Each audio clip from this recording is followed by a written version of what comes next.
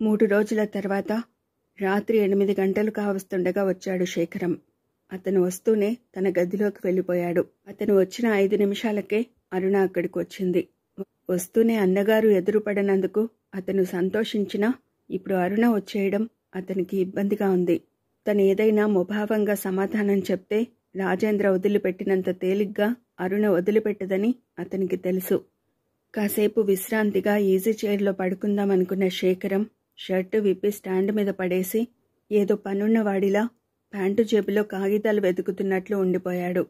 అన్నయ్య, ఎక్కడికెళ్ళావు ఈ 3 రోజులు అని అడిగింది అరుణ. నాగార్జున సాగర్ వెళ్ళాను, ఇటు తిరగకుండానే జవాబిచ్చాడు. నాగార్జున సాగర్గా? ఆశ్చర్యంగా అడిగింది. పోనీ చెప్పి వెళ్ళొచ్చుగా అంది మళ్ళీ. శేఖరం నవ్వాడు.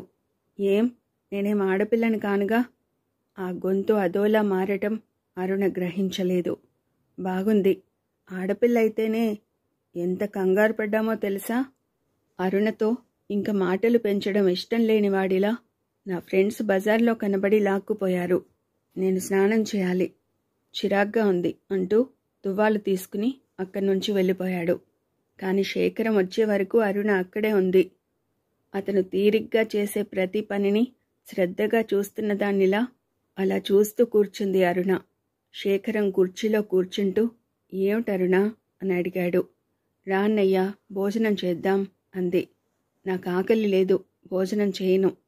అదేమిటి, ఆకలి లేకపోవడం ఏమిటి? ఎప్పుడు బయలుదేరావక్కడ? మధ్యాహ్నం అన్నాలు తిని బయలుదేరాం, వచ్చే ముందు టిఫిన్ తిన్నాం. నాకు అసలు ఆకలి లేదు, నువ్వు వెళ్ళి భోజనం చేసేయి అని పుస్తకం చూడ్డంలో నిమగ్నమయ్యాడు. ఇంకోసారి అడిగి అరుణ వెళ్ళిపోయింది. శేఖరానికి పుస్తకం చూడబుద్ధి కాక అక్కడ పడేసి లేచి అక్కడ కిటికీ దగ్గరకు వచ్చి నిలబడ్డాడు. 2 రోజులు గడిచిపోయాయి. ఏదైనా మొదట్లో బాధపడినంత ఇదిగా తర్వాత ఉండదు. ఆ బాధ పూర్తిగా తగ్గకపోయినప్పటికీ కొంతవరకు ఉపశమనం పొందుతారు.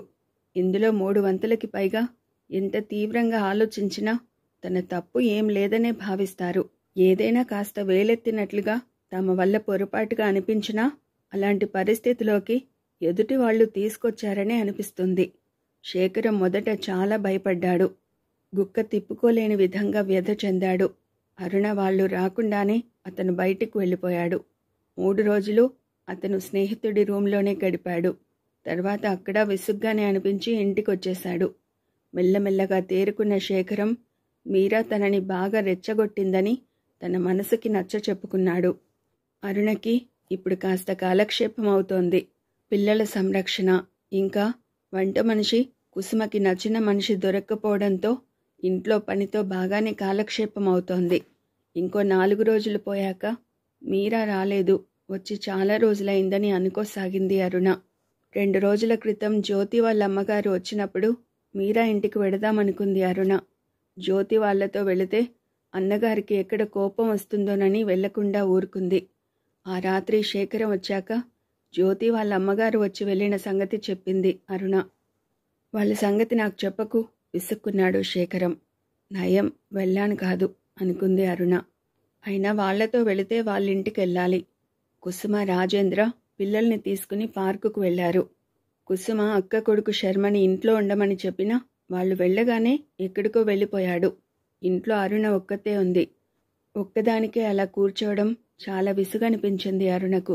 ఈ మధ్య పిల్లలతో బాగా అలవాటైంది. మీరా వచ్చి చాలా రోజులైంది. ఎందుచేత రాలేదో, ఒంట్లో కానీ బాగుండలేదా అనుకుంది. వంట చేద్దామని వంటగదిలోకి వెళ్ళింది. అరుణ వంట చేస్తుంటే శేఖరం వచ్చాడు. అతను వస్తూనే ఎవరూ లేరా అని అడిగాడు.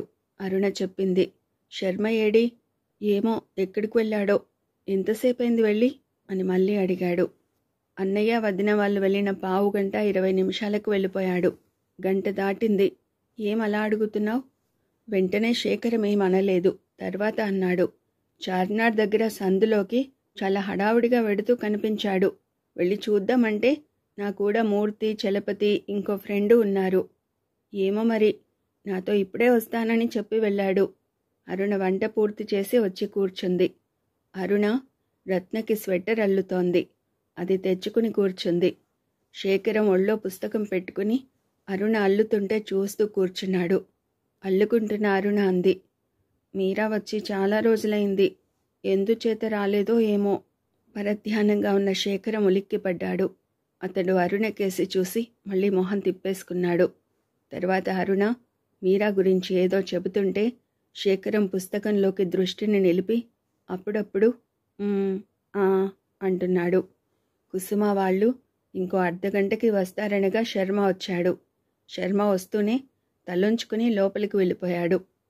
మర్నాడు ఉదయం అరుణ రమేష్కి రత్నకి నీళ్లు పోసి బట్టలేసి పంపింది. కుసుమ ఇద్దరికి టిఫిన్ పెట్టి మంచినీళ్ళు ఇద్దామని గ్లాసుల కోసం చూస్తే రమేష్ గ్లాసు లేదు. రమేష్ రత్న వచ్చాక ఇద్దరికి ఒకే రకం వెండి గ్లాసులు ప్లేట్లు తీసుకుంది కుసుమ. ఇప్పుడు రమేష్ వెండి గ్లాసు కనపడలేదు. కుసుమ ఇల్లంతా వెతికింది, ఎక్కడా కనిపించలేదు. అరుణతో కూడా అంది. అరుణ కూడా వెతికింది, ఎక్కడా కనిపించలేదు. కుసుమ అనుమానం తొందరగా పని మనిషి మీదకు వెళ్ళింది. ఇంకోసారి ఇల్లంతా వెతికి రాజేంద్ర వారిస్తున్నా వినకుండా పని మనిషిని అడిగేసింది. పని మనిషి గౌరి మొదట కుసుమ ఏమడుగుతుందో అర్థం కాక తెల్లబోయి చూసింది. తర్వాత కుసుమ అడిగింది అర్థం అవగానే ఇంతెత్తున ఎగిరిపడింది. అది అసలే చిన్న మాట కూడా పడదు. అప్పుడే గౌరి అత్త వచ్చింది, గౌరి పిల్లాడిని ఇద్దామని. వాడికి 5 నెలలు. వాడు బాగా ఏడ్చినప్పుడు గౌరి ఎక్కడుంటే అక్కడికి వచ్చి మళ్ళీ పాలిచ్చాక తీసుకెళ్ళిపోతుంది. కోడలు గట్టిగా ఆవేశంగా కేకలు వేయడంతో ఏం అర్థం కాకపోయినా ఏదో కుసుమ గౌరి మాట మాట అనుకుంటున్నారని గ్రహించింది. అత్త ఎంత వారించినా గౌరి శాంతించలేదు. దాని నోటికొచ్చినట్టల్లా మాట్లాడసాగింది. కుసుమ గట్టిగా కేకలు వేయసాగింది. వాళ్ల కేకలతో అత్తకి అసలు సంగతి అర్థమైంది. గౌరికి చెబుదామంటే ఆమె వినదు.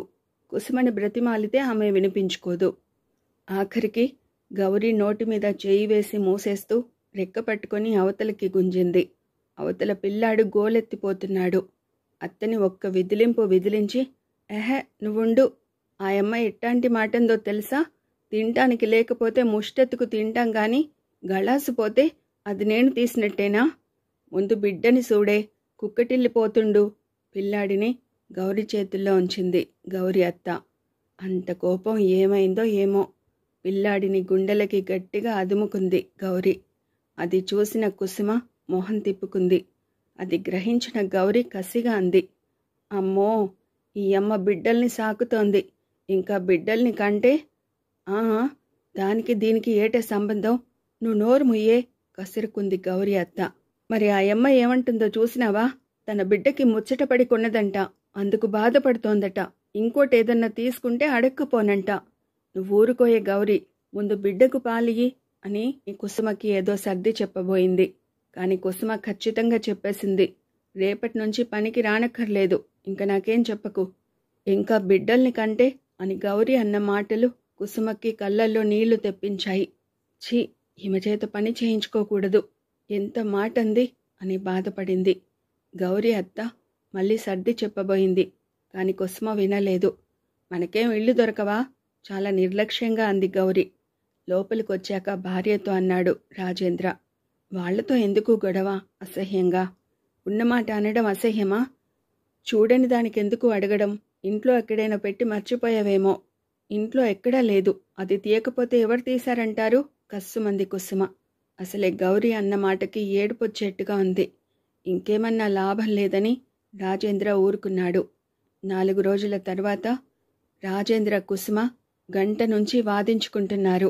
50 రూపాయలు ఇక్కడ పెట్టాను, నేను బాత్రూంలోకి వెడుతూ నిన్ను తీయమని చెప్పి మరీ వెళ్ళాను అంటాడు రాజేంద్ర. ఏమో, మీరెవరికిచ్చి మర్చిపోయారో. మీరు మర్చిపోనిదెప్పుడు? మీరు వెళ్ళగానే చూశాను, కాగితాలే ఉన్నాయి, అవి డ్రాయర్ సొరుగులో పడేశాను. మీతో అందామని నేను మర్చిపోయాను. కుసుమ వాదన. ఇందులో ఇద్దరి మాట నిజమే. రాజేంద్ర కాగితాలతో పాటు డబ్బు కూడా పెట్టాడు. కుసుమ వచ్చేసరికి కాగితాలే ఉన్నాయి, అవి జాగ్రత్త చేసింది. వీళ్ళిద్దరి వాదన శేఖరం అరుణ కూడా విన్నారు. అరుణ హడలిపోయింది. తొందరగా వెళ్ళి ఏదో కూర తీసుకురా అని శర్మని పంపితే తీరిగ్గా గంటకి వచ్చాడు. ఇదేమిట్రా, ఓ కూర తీసుకురావడానికి గంటసేపా అంది కుసుమ. అక్కడ చాలామంది జనం ఉన్నారు అన్నాడు. కుసుమ ఎక్కడికో వెళ్ళాలి, పని కాలేదని హడావుడి పడిపోతోంది. అరుణ వచ్చి నేను చేస్తాలే వదినా, నీకు టైం అయితే వెళ్ళు అంది. అన్నం వండేసాలే, కాస్త కూర చేసి చారు పెట్టు. అన్నట్టు 2 దోసకాయలున్నాయి, పాడైపోతాయేమో, పచ్చడి చేసేయ్ అని పురమాయించేసి తను తయారవడానికి హడావుడిగా వెళ్ళిపోయింది కుసుమ. ఆమె వెళుతూ, శర్మ పిల్లల్ని చూస్తుండు, ఎక్కడికి వెళ్ళకు అని చెప్పింది. శర్మ సరేనన్నాడు. అరుణ పిల్లల్నిద్దరినీ తయారు చేసి వెళ్ళి ఆడుకోమంది. శర్మ ఆడిస్తున్నాడు కదా అని అరుణ తన గదిలోకి వెళ్ళి కూర్చుంది. అరుణకి ఏం తోచడం లేదు. ఏమిటో బెంగగా దిగులుగా అనిపిస్తోంది. తల్లి దగ్గర నుంచి ఉత్తరం వచ్చి చాలా రోజులైంది. మీరా ఎందుకు రావడం లేదో, ఒంట్లో కానీ బాగుండలేదేమో, లేకపోతే ఇన్నాళ్ళు ఎప్పుడైనా రాకుండా ఉందా? వెడదామంటే మీరా ఇల్లు ఎక్కడో తెలియదు. మీ ఇంటికోసారి తీసుకెళ్ళు మీరా అని తను 2-3 సార్లు అంది. మీరా తీసుకెళ్ళలేదు. ఎప్పుడో రాణితో ఒకసారి వెళ్ళింది. వాళ్ళు మొదట బజారుకు తీసుకెళ్ళి తర్వాత మీరా ఇంటికి తీసుకెళ్లారు. 90 సందులు తిప్పి. తనకు ఆ దారి గుర్తులేదు. శేఖరం అక్కడికి వస్తూ అన్నాడు. అలా వెళ్ళొద్దాం, వస్తావా అరుణ? రానని తలూపింది అరుణ. పనైపోయిందిగా. అన్నపూర్ణమ్మ గారు నిన్నోసారి తీసుకురమ్మన్నారు. మాధురి కూడా చాలాసార్లు చెప్పింది నిన్నోసారి తీసుకురమ్మని. నాకెక్కడికి రావాలని లేదన్నయ్యా అంది అరుణ దిగులుగా. ఏం, ఎప్పుడు ఇంట్లో కూర్చుంటే ఏం తోస్తుంది? అలా వెళ్ళొద్దాన్రా అన్నాడు శేఖరం అక్కడే ఉన్న కుర్చీలో కూర్చుంటూ. బాగుంది, ఎప్పుడు ఎక్కడికి వెళ్ళను, అప్పుడు తోచలేదు. కానైతే మీరా 4-5 రోజులకోసారి వస్తుండేది. ఒంట్లో బాగుండలేదో ఏమో, ఇన్నాళ్ళు రాకుండా ఎప్పుడూ లేదు శేఖరం అనుకున్నాడు. మీరా వచ్చినట్టు అరుణ చెప్పకపోవడంతో. అతను కాసేపుండి నవ్వు తెచ్చుకుంటూ అన్నాడు. నీ ఫ్రెండ్కి నీ మీద కోపం వచ్చిందేమో. నా మీద ఎందుకు వస్తుంది కోపం? నేనేం చేశానని? మీరాకెప్పుడూ నా మీద కోపం రాదు. అరుణ అలా అనటంలో చాలా నమ్మకం ఉంది. కోపం లేకపోతే ఎందుకు రాదు? ఎన్నాళ్ళయింది వచ్చి? ఆ రోజు మనం డాక్టర్ దగ్గరికి వెళ్ళి వస్తుంటే కలవటమే. ఒకవేళ నేను లేనప్పుడు వచ్చి వెళ్ళిందేమో. నువ్వింట్లోనే ఉన్నావుగా. సుందరితో 2-3 రోజులు తిరిగానుగా. అలా అంటూ శేఖరం చేయిని చూస్తూ అడిగింది అరుణ. చేతి మీద ఏమిటి ఘాటులా ఉంది? నేను చూడనే లేదు. ఊరు వెళ్ళినప్పుడు బస్సులో గీరుకుంది. ఎటో చూస్తూ అన్నాడు శేఖరం. మీరాని బెదిరింపుగా, ఈ సిగరెట్టుతో ఎప్పుడు గుర్తుండేట్టుగా ముంజేతి మీద ఇవ్వనా? అద్దంలో చూసుకోగానే ముచ్చటగా కనిపించేట్టు బుగ్గ మీద ఇవ్వనా అన్నాడు తను. కానీ ఆ పని మీరా చేసింది. ముంజేతి మీద పళ్ళఘాటు, నుదుటి మీద మచ్చ, తనకి 2 గుర్తులు ఇచ్చింది. అతను క్రాఫ్ కాస్త ముందుకి దువ్వుకుంటున్నాడు. ఆ మచ్చ కనబడకుండా. అది అరుణ కంట పడలేదు. ఇంకో 4 రోజులు చూసిన అరుణ శేఖరంతో అంది. అన్నయ్య, జ్యోతి వస్తే వాళ్ళింటికెళతాను. అన్నయ్య అనగానే మామూలుగా తలెత్తిన శేఖరం జ్యోతి పేరెత్తేసరికి చిరాకు పడ్డాడు. వాళ్ళింటికి వెళ్ళడానికి వీల్లేదు ఖచ్చితంగా చెప్పాడు.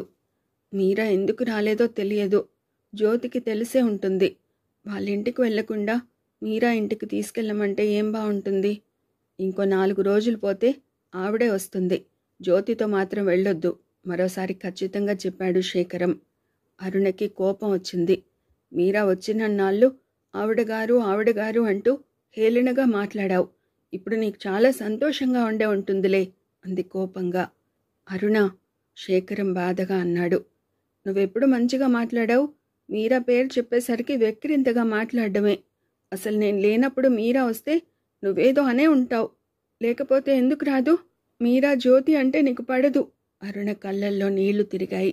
శేఖరం పిలుస్తున్నా వినిపించుకోకుండా అరుణ అక్కడి నుంచి వెళ్ళిపోయింది. అరుణ మాటలని బట్టి మీరా రాలేదని శేఖరానికి ఎప్పటికప్పుడు తెలుస్తూనే ఉంది. ఇంకా మీరా రాదా?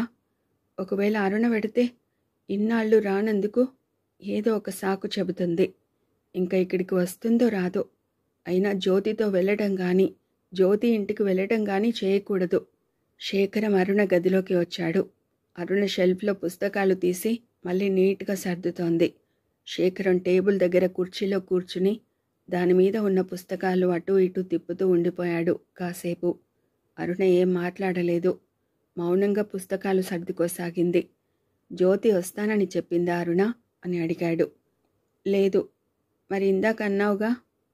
వస్తుందనలేదు, వస్తే వెడతా అన్నాను.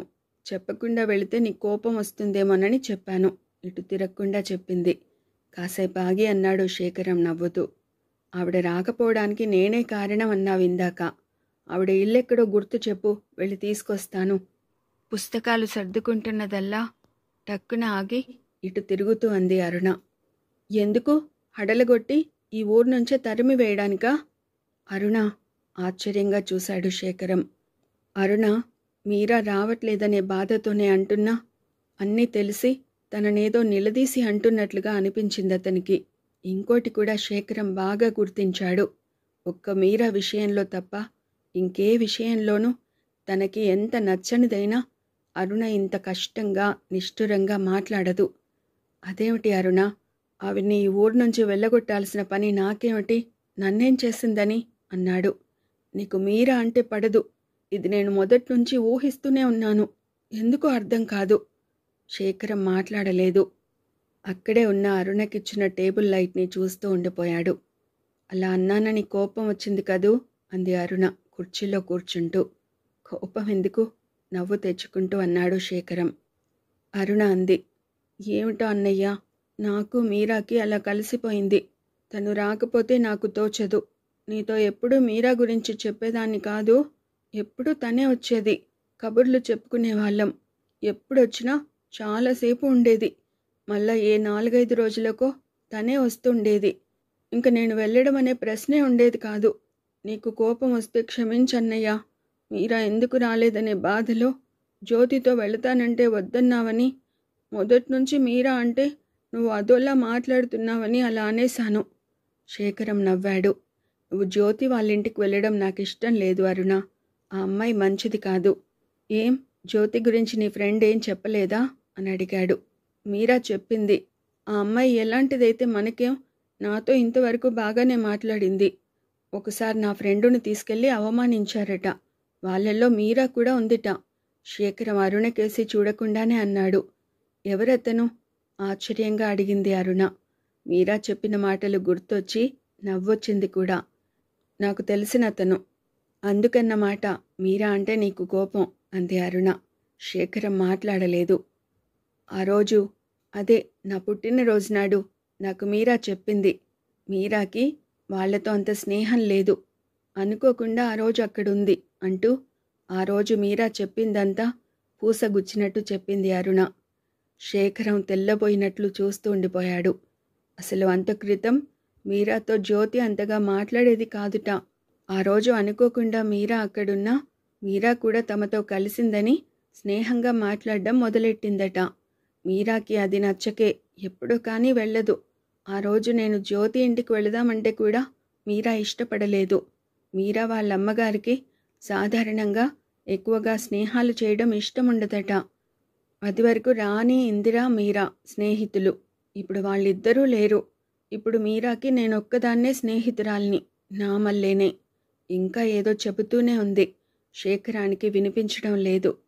ఆ రోజు మీరా అనుకోకుండా, తనకేం తెలియకుండానే అక్కడ ఒక పాత్ర వహించింది. మీరాకి అరుణ ఒక్కతే స్నేహితురాలు. జ్యోతి అంటే మీరాకి అంత ఇష్టం లేదు. శేఖరానికి చాలా బాధ అనిపించింది. ఇంకో 4 రోజులు చూద్దాం.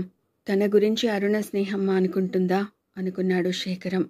ఏ రోజుకా రోజు అరుణ మీరా వచ్చింది అని చెప్తుందేమోనని బయటకెళ్ళి రాగానే అరుణ గదిలోకి వచ్చేవాడు శేఖరం. అరుణ దిగులుగా కూర్చునుండడంతో మీరా రాలేదని అతనికి అర్థమైపోయేది. రాఘవరెడ్డి నుండి ఉత్తరం వచ్చింది. అతను 4 రోజుల్లో వస్తున్నట్టు రాశాడు. శేఖరం అరుణ దగ్గరికొచ్చి అన్నాడు, జ్యోతి వస్తే వెళితే వెళ్ళు అరుణ. జ్యోతి అంత మంచి అమ్మాయిలా కనపడలేదు. అలాంటి వాళ్ళ స్నేహం అంత మంచిది కాదన్న మాట కోసం అన్నాను. అరుణ ఆశ్చర్యంగా అతన్ని చూసింది. అన్నగారు అదోలా కనిపించడంతో ఇంకేమీ అడగలేదు. శేఖరం అక్కడి నుండి వెళ్ళిపోయాడు. ఆ రాత్రి ఎంతసేపటికి నిద్ర రాక, పుస్తకం చదవబుద్ధి కాక లేచి కిటికీ దగ్గర నిలబడ్డాడు శేఖరం. మీరా గురించి అరుణ చెప్పేదాకా అతనికి చాలా బాధగా ఉంది. తను ఎప్పుడూ ఏ విషయంలోనూ పొరపాటు పడలేదు, తొందరపడలేదు. కానీ మీరా విషయంలో తను పొరపాటు పడ్డాడు, తొందరపడ్డాడు. ఇన్నాళ్ళైనా ఆమె రాలేదు. ఒక్కసారి ఆమె కనిపిస్తే బాగుండును. అరుణ కోసమైనా రాదా? ఒక్కసారి మీరా కనిపిస్తే. రోజులు గడిచిపోతున్నాయి. క్షణాలు యుగాలుగా గడిపేవారికి, రోజులు క్షణాల్లా కులాసాగా గడిపేవారికి, వెనుకటి జీవితంలో కోల్పోయిన వాటి గురించి చింతిస్తూ భారంగా రోజులు గడిపేవారికి, వాస్తవాన్ని పక్కకు నెట్టి జరగబోయే వాటి గురించి కలలు కంటూ గాలి మెడలు కట్టేవారికి ఒకే విధంగా. దేన్ని లెక్క చేయని కాలం యథాప్రకారం శరవేగంతో పరిగెడుతోంది. రోజులు వారాలుగా, వారాలు నెలలుగా, ఇలా ఓ సంవత్సరం గడిచిపోయింది. ఎంతమందికి ఎన్ని జ్ఞాపకాలని మిగిల్చిపోయిందో, ఎంతమందికి ఎన్ని అనుభవాల్ని నేర్పిపోయిందో, ఎంతమందికి ఎన్ని బాధ్యతల్ని అప్పచెప్పిపోయిందో. ఈ కాలం ఏమి ఎరగనట్టు ఏమైనా చేయగలదు.